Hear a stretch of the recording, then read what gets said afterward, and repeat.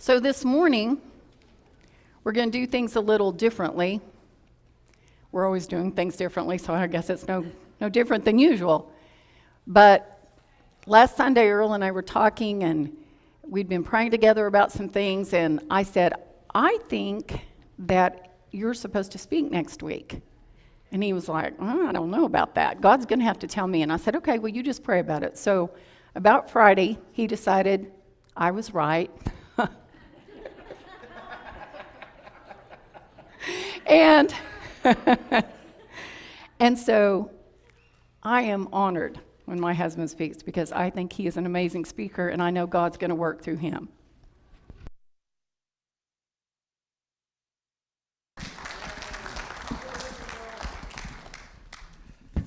That's not exactly how that happened, but,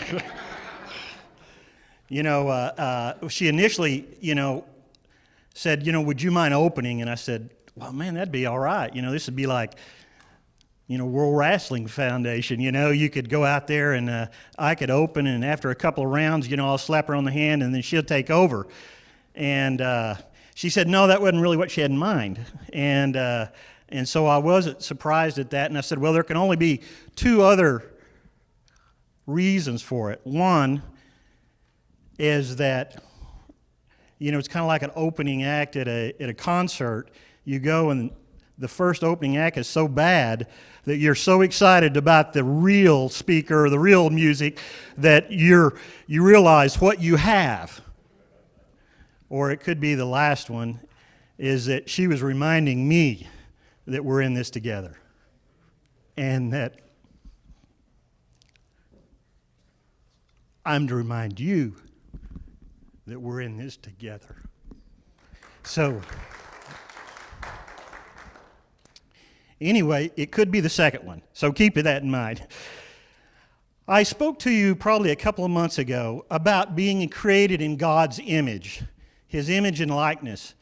And there had been an image that a person that had that so spoke to me that made me realize that this image and likeness of God, what did that really mean?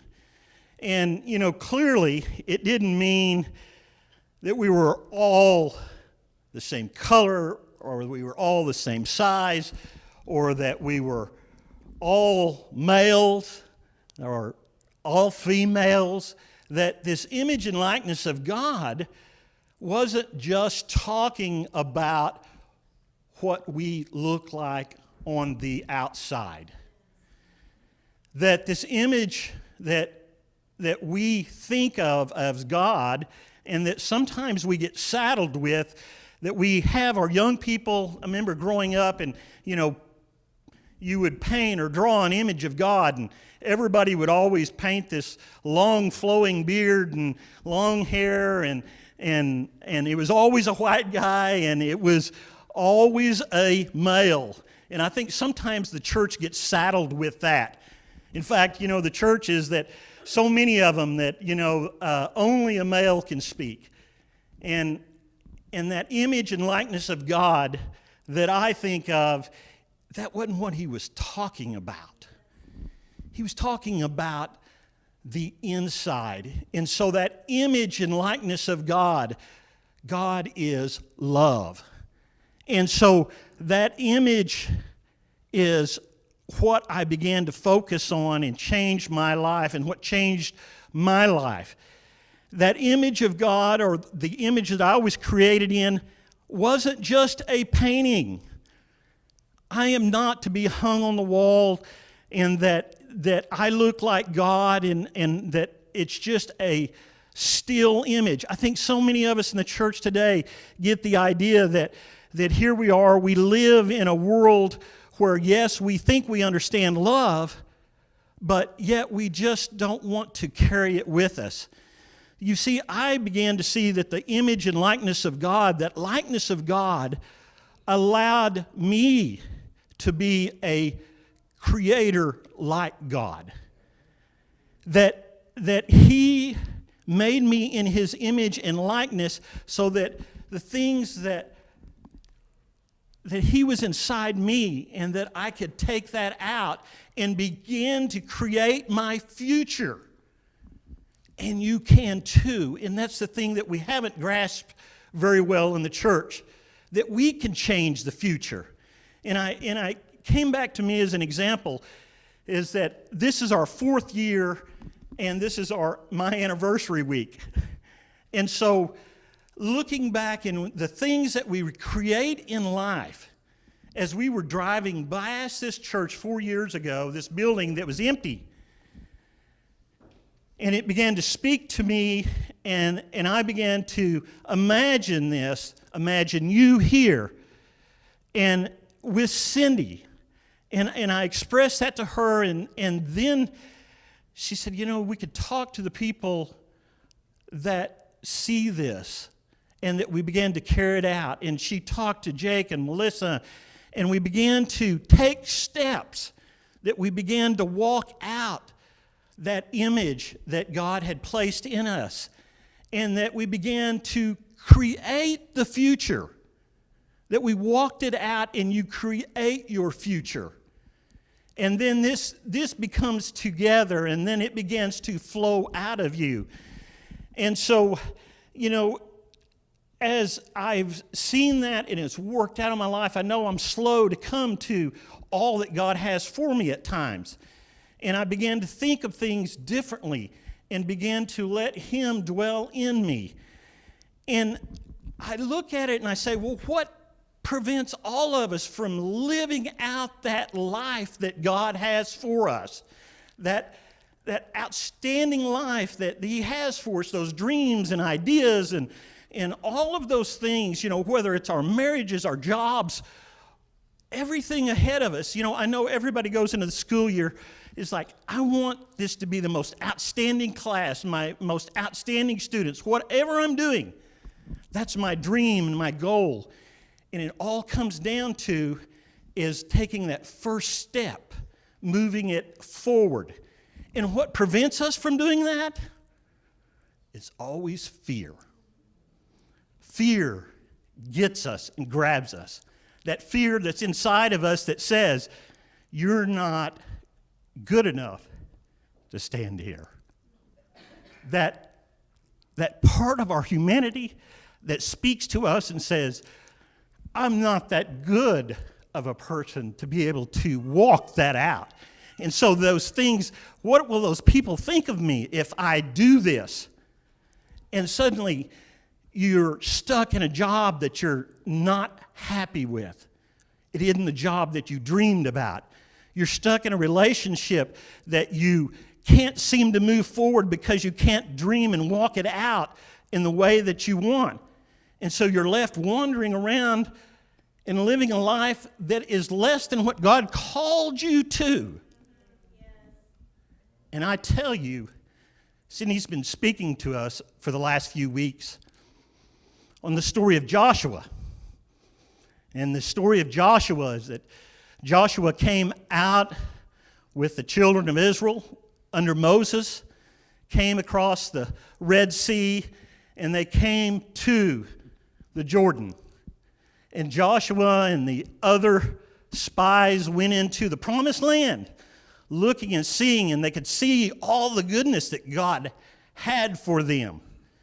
It was a land that everybody wanted.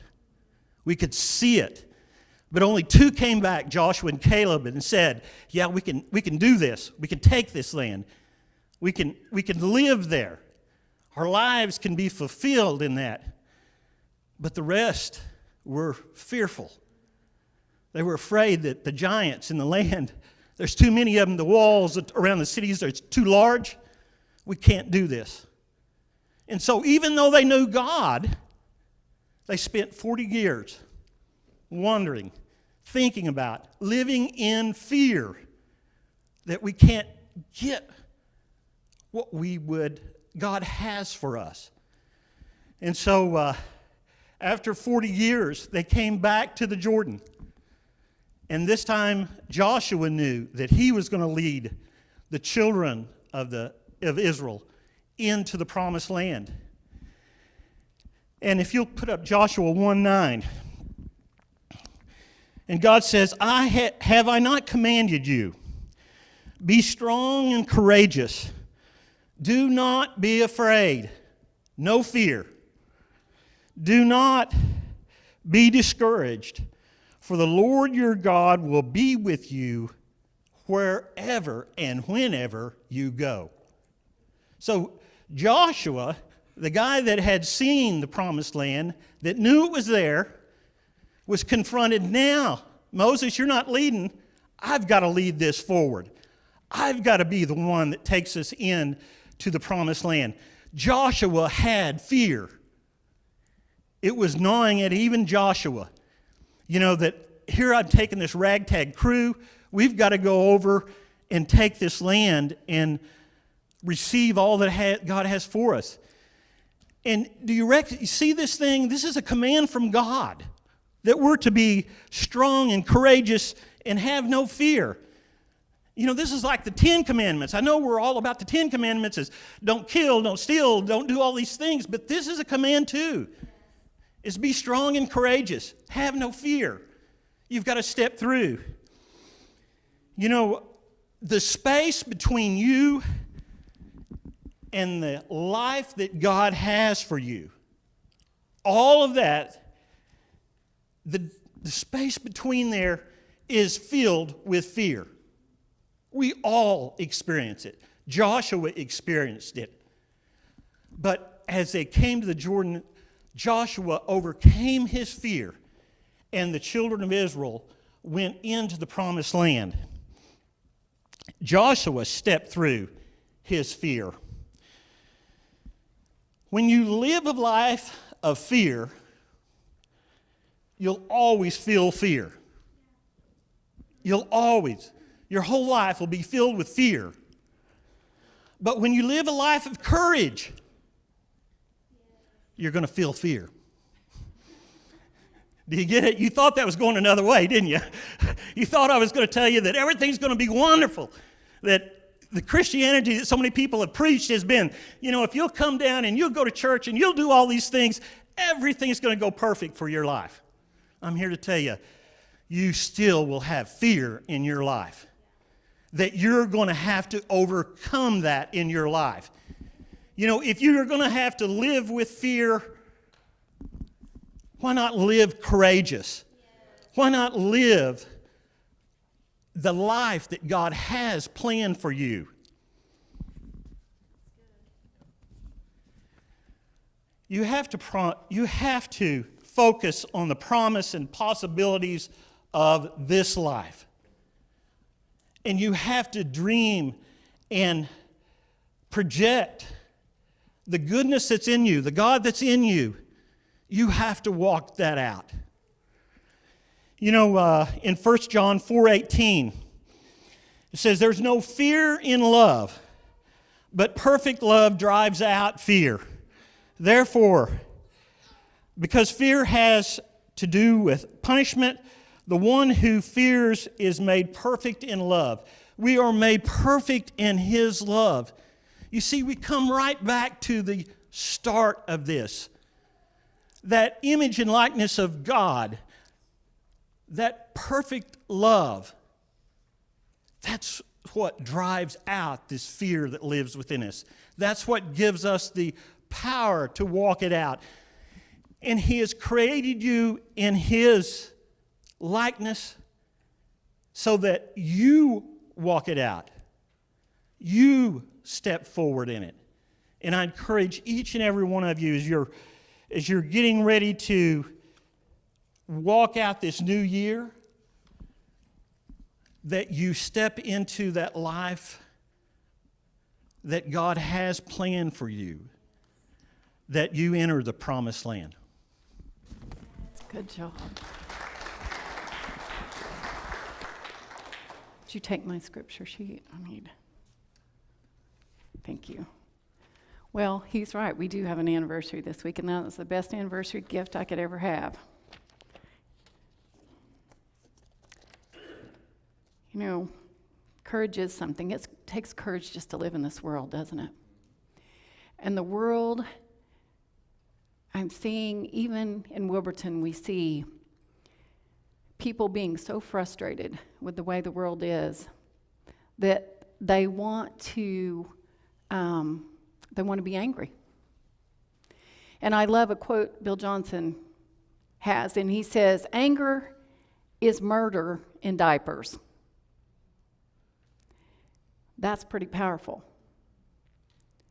And part of managing a classroom, part of managing a team, part of managing people is, how do I manage them with courage, like Earl was saying?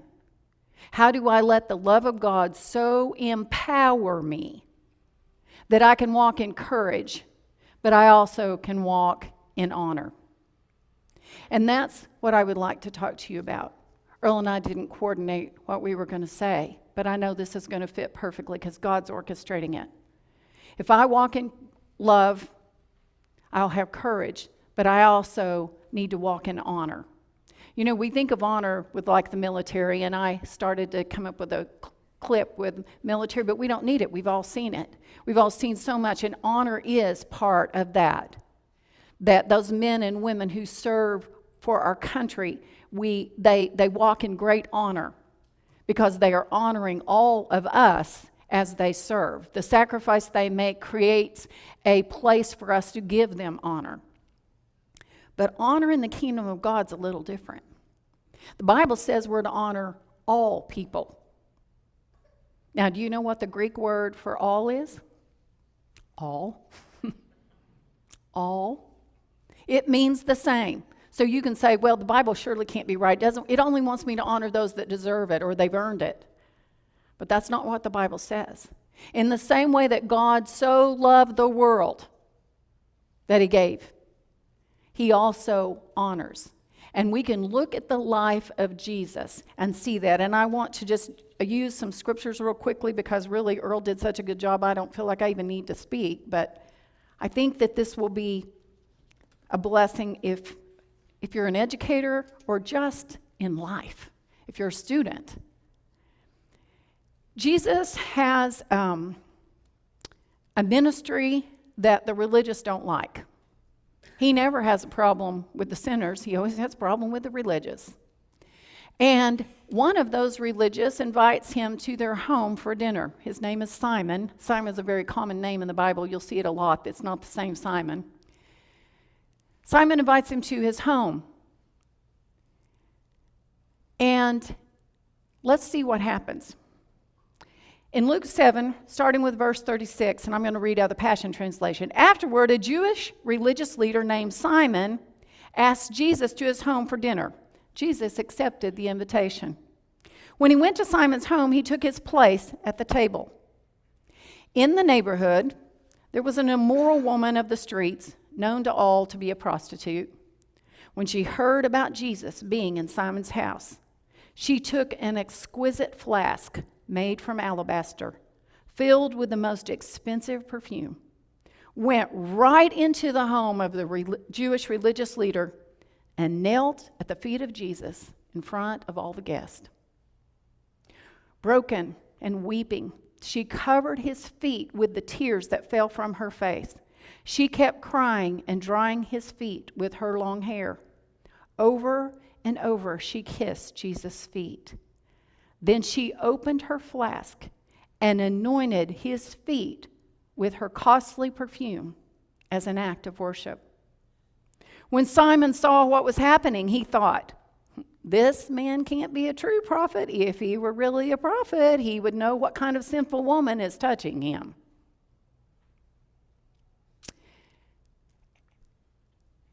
And I want to stop for a minute. Simon was wrong.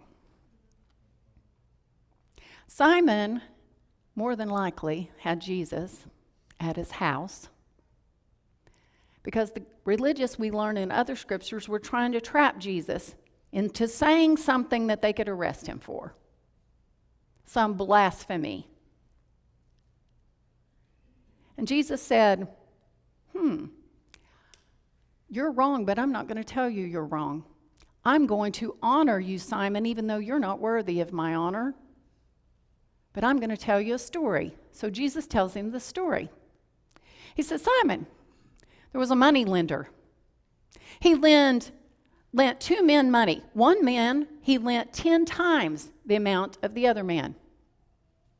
When it came time to pay, neither one of the men could pay their debt, and so the moneylender forgave both of them their debts. Which one of those men do you think was most appreciative? Which one of those men was most grateful for that? And Simon said, well, probably the one that owed him the most. And Jesus said, you're right. See, you think because you're religious and you're all pious and self-righteous that you haven't been forgiven very much. You think this woman has way more to forgive than you do. He said, I came into your home, and it's customary in a Jewish home to have one of the servants wash your feet. The most ignoble part of your body. I mean, nobody wants to touch anybody else's feet. Even when you go get a pedicure, they make you stick it in some sanitized water for a while before they touch you. He said, you didn't have anyone wash my feet.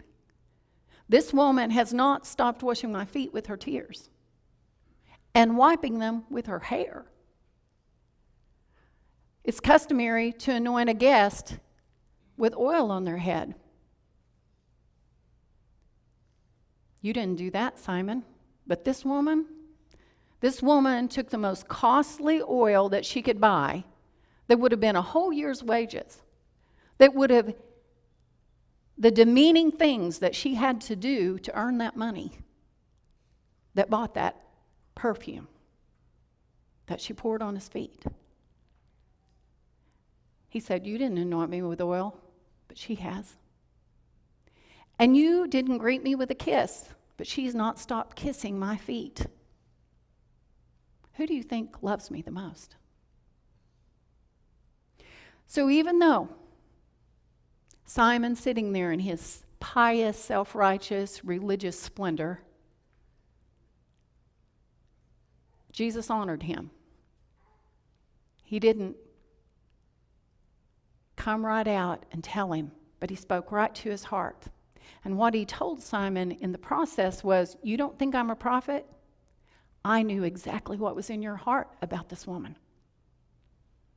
I knew what her heart looked like. You're looking at the outside, like Earl said. The God stuff's on the inside, people. And we can do all the God outside stuff and our inside of our hearts be rotten. God's concerned about what's in our heart. And then Jesus says, she has been forgiven of all her many sins. This is why she has shown me such extravagant love. But those who assume they have very little to be forgiven will love me very little. Then Jesus said to the woman, your faith in me has given you life. Your faith in him will give you life. That's all you need. The life of God. The greatest force in the world is the life of God.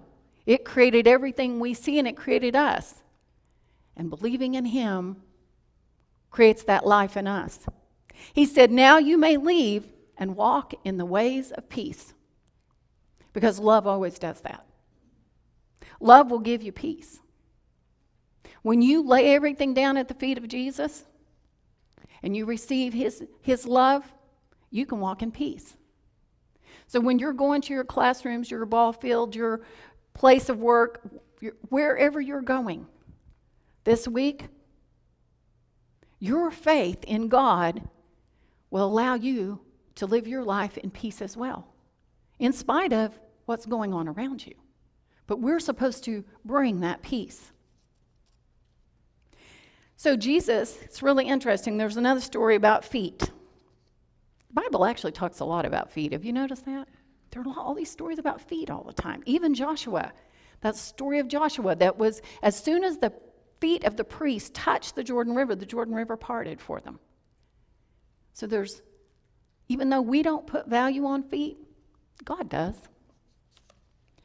So in John 13, we read this about Jesus and his disciples. All 12 of them, remember that.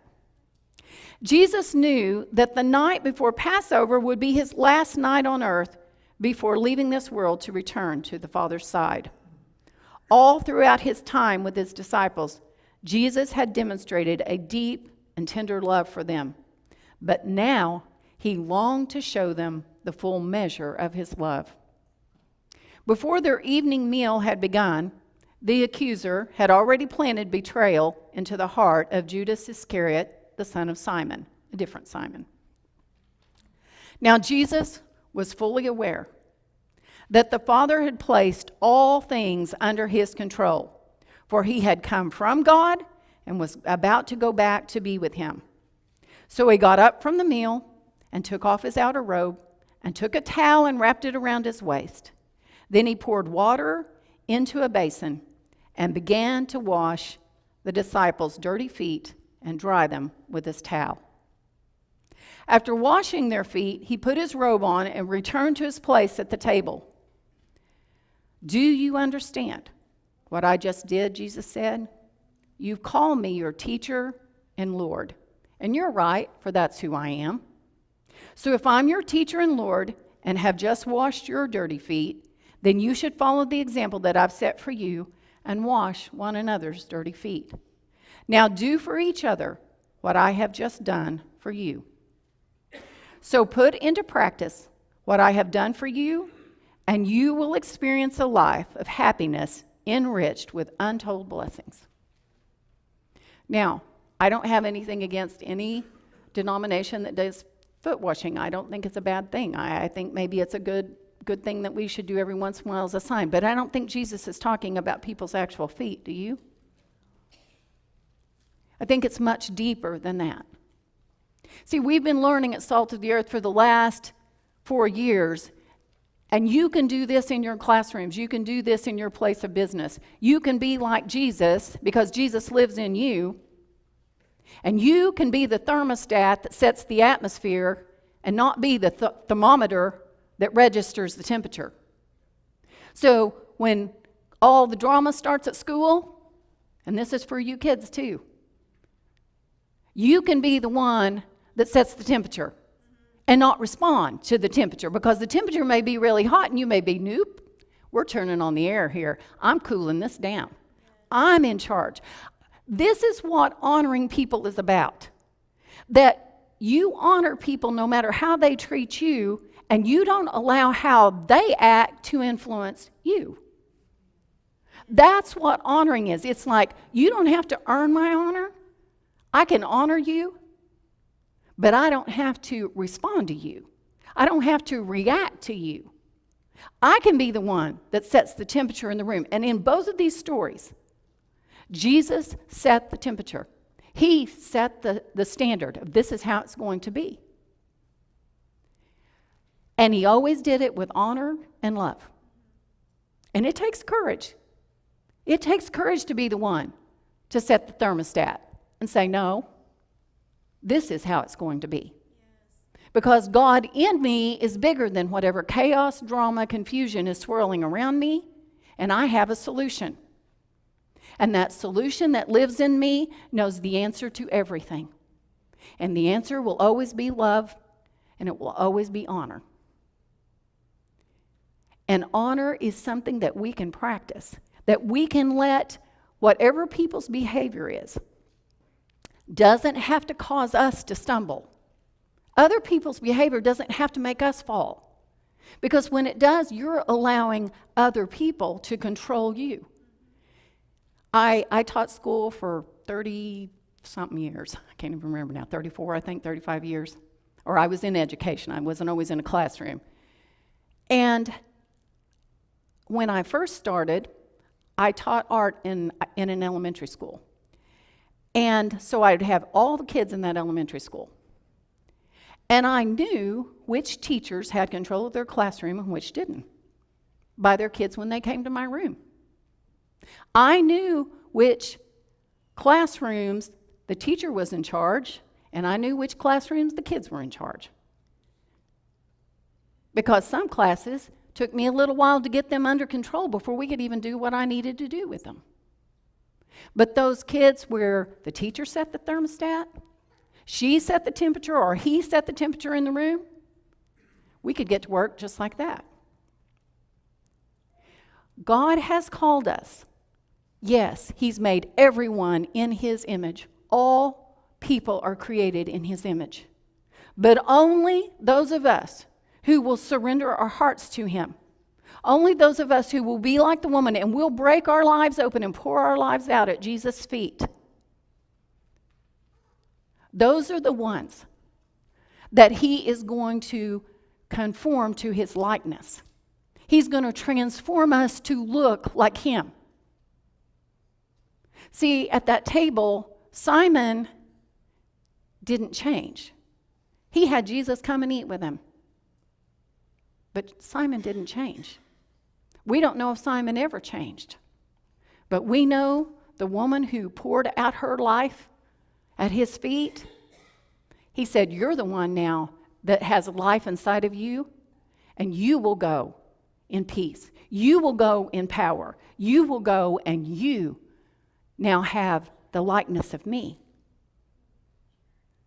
And Jesus did it for his disciples. He said, I'm going to pour out my life on you. When he was washing their feet, he was saying, I'm serving you. My life is for you. What I'm here for is for you. Now you go and you do it for others. Because we all have dirt on our feet.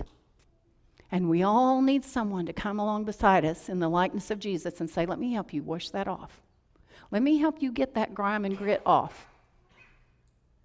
Because Jesus wants you to look like him. And we're all capable of being, our feet being washed and being the feet washer. And those of you who are in education, you're going to have lots of grimy feet in your classrooms, in your sphere of influence, you students, your friends. And you can be like Simon and you can judge. Or you can be like Jesus and you can wash feet. We all can choose. So let's stand. Melissa, would you come, please?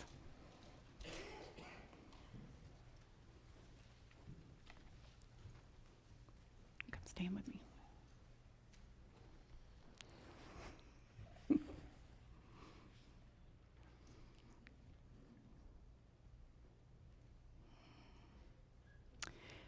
So if you've never accepted Jesus as Lord, if you've never opened your heart, if you've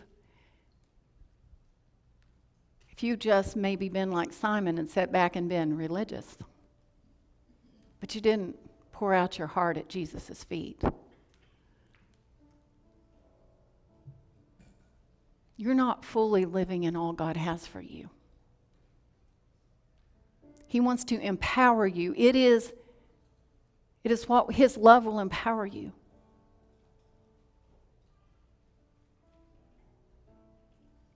So I'd love to pray with you.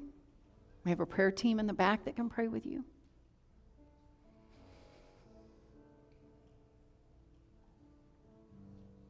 If you need prayer, any of us will pray with you. But before we start worshiping, I want you just to close your eyes, please.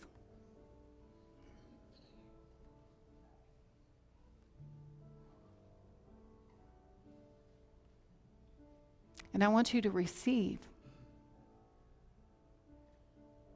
Jesus has already shed his blood to wash us from all of our sins.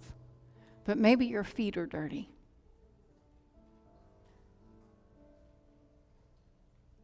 Just want you to imagine he wants to wash your feet. Will you let him? Will you let him wash off any shame or guilt or fear? Confusion, anxiety. What needs to come off your feet so that as you walk this week, you walk in power, you walk in authority, you walk in love? What needs to come off?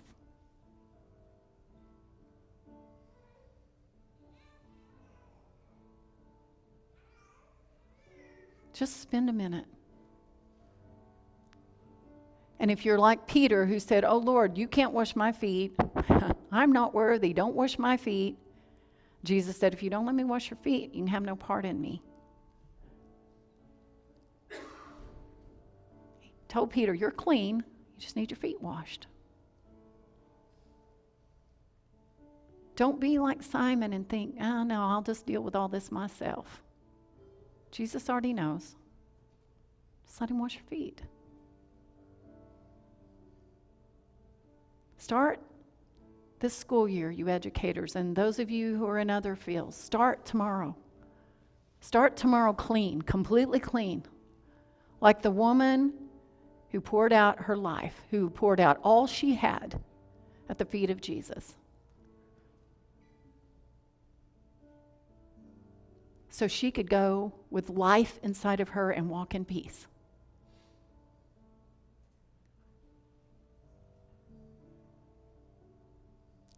Let's worship.